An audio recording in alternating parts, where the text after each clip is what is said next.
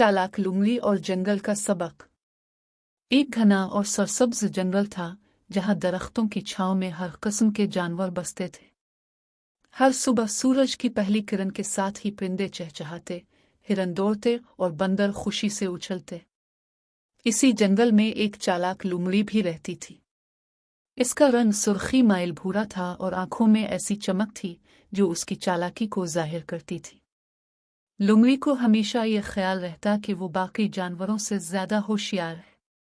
वो अक्सर दूसरों को धोखा देकर अपना फायदा हासिल कर लेती थी।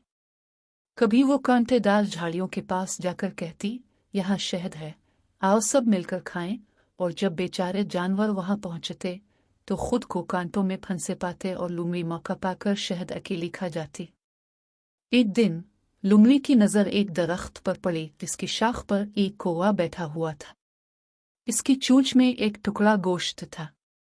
लुमड़ी के मुंह में पानी आ गया। इसने दिल में कहा, ये गोश्त तो मेरे नसीब में है। वो दरख्त के नीचे जाकर बड़ी नरमी से बोली, अस्सलाम अलैकुम मोहतरम कौवी साहिब, आज तो आप कितने खूबसूरत लग रहे हैं। आपके पर चमक रहे हैं जैसे किसी ने सोना बखेर दिया हो। कौवा खुश हो गया।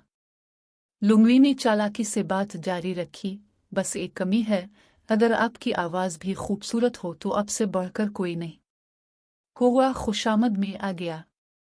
इसने अपनी आवाज दिखाने के लिए चोंच खोली और का करने लगा।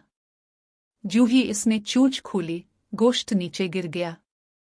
लुमड़ी ने फौरन गोश्त उठाया और हंसते हुए बोली, शुक्रिया कौवे भाई, आज आपने मेरा नाश्ता करवा दिया। कौवा शर्मिंदा हुआ, मगर उसने दिल में सोचा कि वो इसका बदला जरूर लेगा। चंद दिन बाद लुमड़ी को बहुत प्यास लगी। वो पानी की तलाश में भटकती हुई एक कुएं के पास पहुंची। इसने नीचे झांका तो अपनी ही अक्कासी देखी। उसे लगा कि नीचे कोई दूसरी लुमड़ी है। वो बोली, क्या तुम मुझे पानी पीने दोगी? अक्कासी खामोश रही।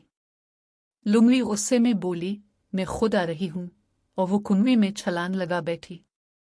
पानी तो मिल गया, मगर बाहर निकलने का कोई रास्ता नहीं था। वो फंसी हुई तड़पने लगी। तब कौवा ऊपर आया, दरख्त पर बैठकर हंसा और बोला, कैसी हो मोहतरमा, आज तुम्हारी चालाकी ने तुम्हें ही धोखा दे दिया। लुमड़ी को अपनी गलती का एहसास हो गया। इसने आह भरी और कहा, वाह, जो दूसरों को धोखा देता है एक दिन खुद धोखा खा लेता है। इखलाकी सबक। चालाकी और धोखाधड़ी का अंजाम हमेशा बरालिफ होता है। सच्चाई और ईमानदारी ही इंसान और जानवर को इज्जत दिलाती है।